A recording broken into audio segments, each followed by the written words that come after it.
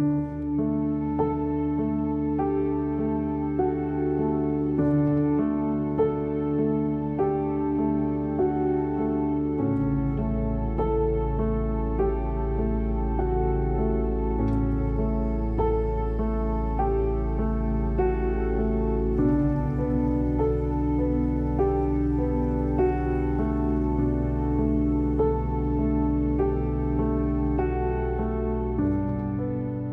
experienced our first experience of racism on the playground with her when she was 4.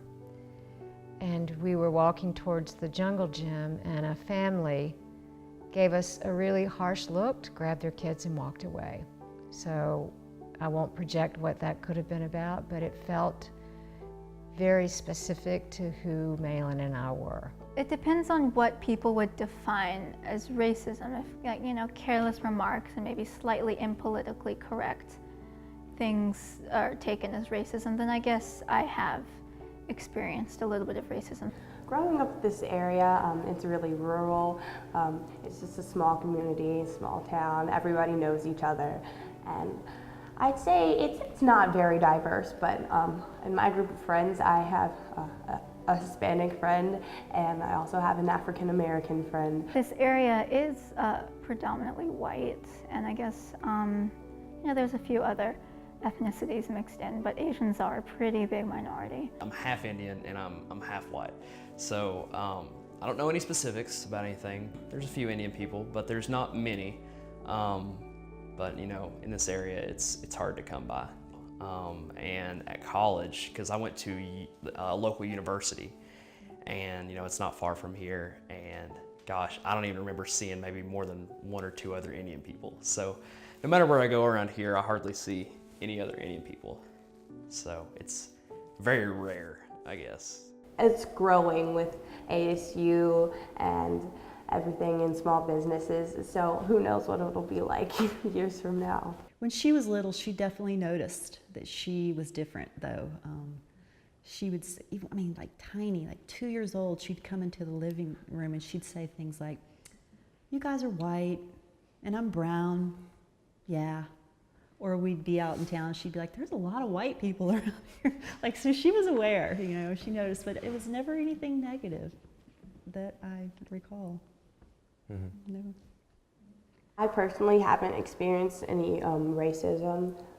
Some of my friends have, but it wasn't anything serious. It was just people that didn't understand. And luckily, I live in a great community with great supportive people that don't mind the color of your skin or how you look or act. I do remember this in grocery stores. You know, I would be pushing her in the cart, and I think people wanted me to be Chinese. People would look at her, they'd be behind us, and she would be facing them, this beautiful Chinese American baby. And you know, sometimes I would wear my hair up, I have dark hair, and then they would wheel over and look at me.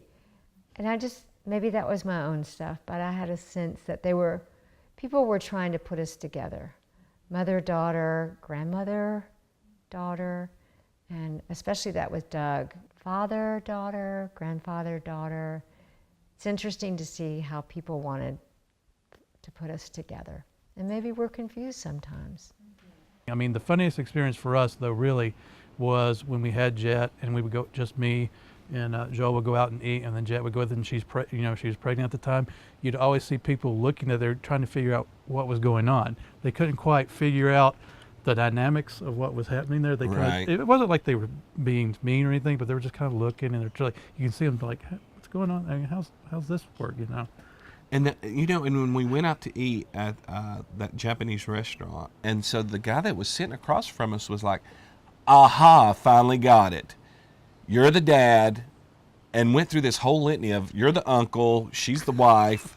It definitely throws people off their game a little bit, but we've not had any outright prejudices towards us.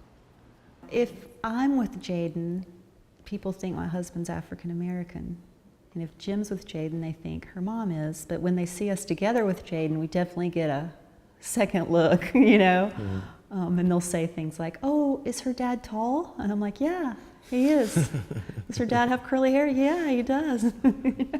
So it's kind of funny in that way. But we've never experienced anything negative that I can Not to our recall. face, or you know. I never really wished I looked like them. I always loved my parents' blue eyes and thought they were pretty. But I was always reassured with my looks were beautiful the way they were. And people would always compliment me on my dark skin or curly hair, even if I felt like it was a mess or something. So I've never felt bad about it. Growing up, a lot of people around here would say, I wish I had skin as brown as yours, or I wish I could keep a tan year round. So I've always embraced it. I've never really, I guess, had any negative thoughts about it. Always kind of liked it. It's always nice being tan year round, not having to worry about burning all the time. You know, that's real nice. So She was 3, and it had been a long, cold winter, a lot of house time. And on the spur of the moment, we went to get a room at the Grove Park Inn. It was like one night, and on the way over, we were using our southern accents. We were like, we're going to a hotel. And she would laugh, and you know, well, we got to the hotel, and we were sitting in these rocking chairs at a really beautiful fireplace drinking coffee, and a very well-dressed couple came up to us and said, oh, you adopted from China. We're going to get one. And I froze. And she was in my lap, and she felt this freeze. I mean, that was really hard to hear.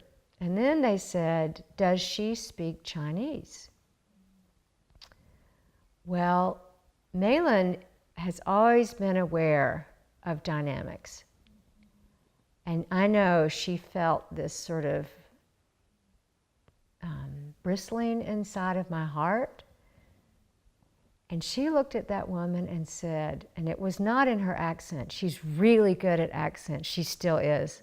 She looked right at that woman and said, I love this hotel. And she doesn't speak like that normally. And the woman was horrified. It's not what she wanted to hear. She had this sense that when you get one from China, they come speaking Chinese. You know, I think there are some expectations that are unrealistic about adoption, international adoption, what it means for a family. And so that was a really interesting piece to navigate. The couple walked away, and I did not use that moment to educate or to go deeper. But I didn't interact with the couple anymore, and I didn't know how to interact with that couple. I didn't know what to say. And that happens as a parent. I never felt like I was really ready for some of the things that would come up and how to respond. You know, I could always think of things later. But very often I would be at a loss of words on how to say and what to say. And that's true, I think, for any parent. I was usually made fun of for the amount of money that we had, because this is a very poor area. So, and we've always been very well off. My first car was a Range Rover, so I was ridiculed for that. It's not something I could actually help. You know, I mean, like I couldn't help the fact that my dad was a doctor and doing all this, and he wanted to give me the best in life because he wanted to make sure I had the best life. And I don't know, it made me feel kind of bad. Like it's just not something I could help, you know what I mean? It's a weird thing to be made fun of, really.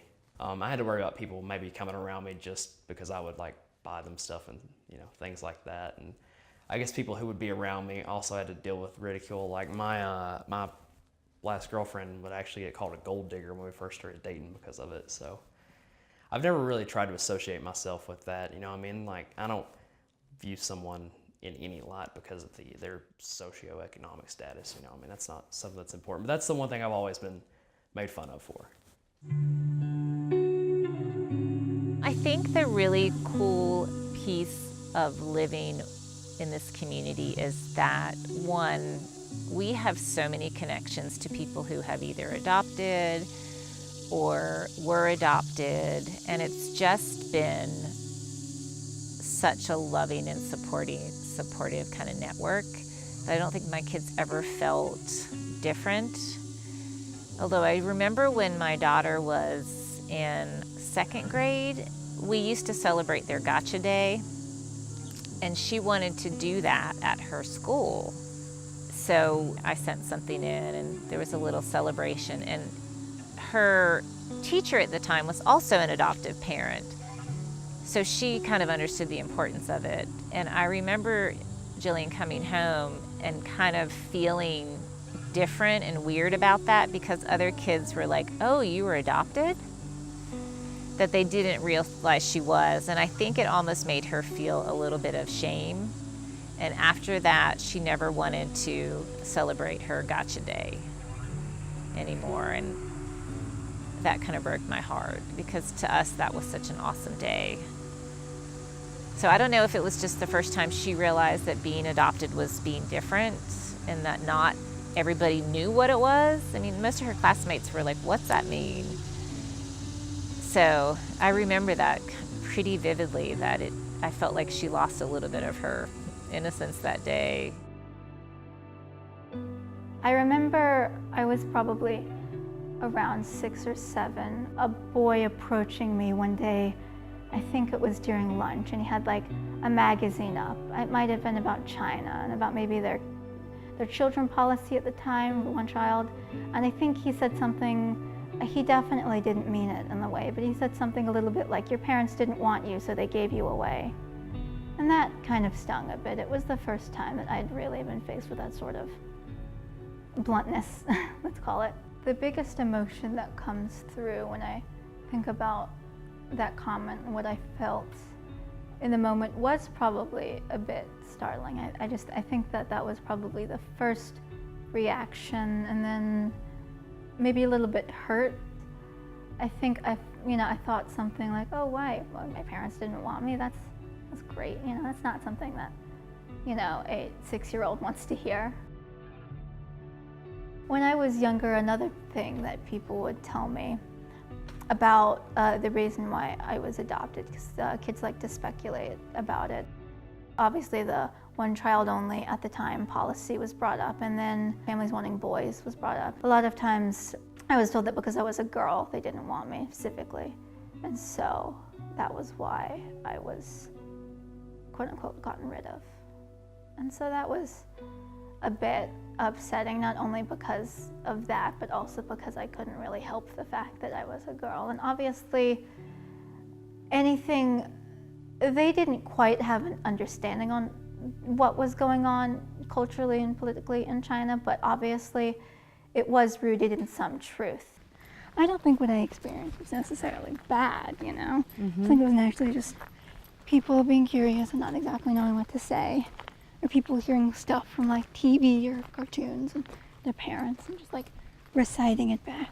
I think on one level you're right, but you don't remember this, but the first time it happened, you went and curled up in your closet. I did? I don't remember this. You don't remember it, but you were. And so to me, that was like the first time that I knew or put together that something had happened at school that affected you in a really powerful way. We had a very distinct period, 5th, 6th, and 7th. Each year there were 3 racist events at her school that were substantial. So we navigated those openly with the administration, with her, and those were events that are very clear and well defined in our life as a family. However, she said looking back, these kinds of things were happening, and she has a memory of them even in the 2nd grade. In the 2nd grade, it felt like she started becoming more and more aware of her identity, different from other children. But as far as anything racist, she would come home and say things like, oh, I don't know if I fit in, and then other days, yes. I mean, it was a pretty fluid time for her. There was this song that people like to sing. could not recall it for the life of me, but it had something to do with Chinese chopsticks. And then some of those politically incorrect things you would say, like ching chong, ding, you know. And I don't think I was very aware it was a bit racist until a bit older. I only remember one person ever really speaking out around the time, maybe 4th grade, when the Chinese chopsticks song was going around, her saying something along the lines of, "That's not very nice." I think she was probably the only person who had enough awareness. And that was around the time, really, when I realized that these comments weren't meant to be nice. Because I don't think beforehand I personally had the awareness to know that they were offensive. Someone would say a comment, and maybe about 5 minutes later, after I'd processed it, I'd be like, oh, that was meant to be offensive. I should be offended. The first event that happened in the 5th grade, the kids in the classroom were going, "That's racist." I mean, a kid was doing some things, making some comments, pretending to speak in Chinese, doing this gesture. We had a new student move into our classroom that was very loud about his opinions, specifically on other races. He grew up in, I think, a family that it was probably okay to make slightly more racist comments. So I got slightly more racist comments about maybe some dogs or, like, you know, this thing. So it became this really big event. And the teacher, unfortunately, was a substitute teacher that day and didn't intervene. So we had to make sure that she knew she would be at school, and if this happened again, there would be a teacher who would be well informed and would have strategies for dealing with it. When somebody made a gesture and then a student said, "Oh, that's racist," and the teacher didn't intervene, but the student did, and that's what I had a problem with at the school, because it felt like to me the teacher wasn't able to advocate for you in the moment. My conversation with the administration was perhaps there could be some training in the school to be more sensitive to when these events happen. I didn't think I wanted to tell my parents about these incidents for a while, simply because they didn't seem like a big deal to me. Like, I had heard about more severe cases of racism, and I didn't want to bring light on what I thought to be a small issue. So I don't think I wanted to tell my parents, but I haven't ever really been able to keep things from my parents. So I think I did end up telling them pretty quickly. So we sort of became the family that was helpful in educating the administration in how to begin to deal with this and how to make sure the faculty knew how to support a kid that was dealing with a very overt racist event. I wouldn't say that they overnight became that kind of faculty, but it was a very nurturing and open administration, and school. It was a small charter school. They were very defensive for me. They were very gung-ho about, let's get this kid into the principal's office. It was a little more than I think I had asked for. I didn't really want this to be made like a big deal out of, but I think that it was good that some more severe consequences were put in place, which did end up happening. It was stopped pretty quickly once my parents got involved, which